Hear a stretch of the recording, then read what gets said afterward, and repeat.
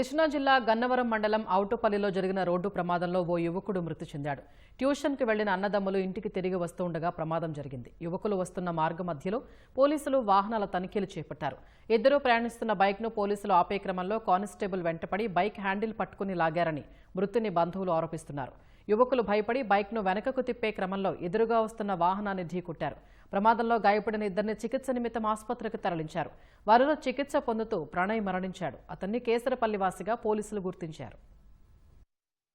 పలగానే ప్రణయ్ అనే వ్యక్తి వాళ్ళ తమ్ముడిని ట్యూషన్ వెళ్తా ఉండగా అక్కడ పోలీసు వారు మామూలుగా చలనా రాస్తున్నారని చెప్పి సడన్గా వెనక తిరగటం వన్ వీలర్ రావడం జరిగింది. వన్ వీలర్ రావడం కారణం ఏంటంటే అక్కడ తెలిసిన ఇన్ఫర్మేషన్ ప్రకారం పోలీసులు అతన్ని ఆపడానికి వెంబడిస్తున్నారని చెప్పి కంగారు పడుతూ లారీ డాష్ ఇవ్వడం జరిగింది. ప్రతి ఒక్కరు కూడా పోలీసు వారు ఏదో చేసేస్తారని చెప్పి వన్ వేలు వెళ్ళిపోవడం, భయపడి పారిపోవడం. వీళ్ళు పోలీసు వారు ఏంటంటే ఎంతవరకు చలన రాయాలి తప్ప వీళ్ళని వెంబడించి పట్టుకుంటాం అవన్నీ చేయకూడదు. వాటి వల్ల కొన్ని ప్రాణాలు పోవడం వల్ల జీవితాలు బలైపోతుంది. యాక్సిడెంట్ కి గురవడానికి కారణం అక్కడున్న పోలీసు వెంబడిస్తే అది జరిగింది అనేది, అంటే పోలీసులను చూడగానే భయపడే పరిస్థితి వస్తూ ఉంది.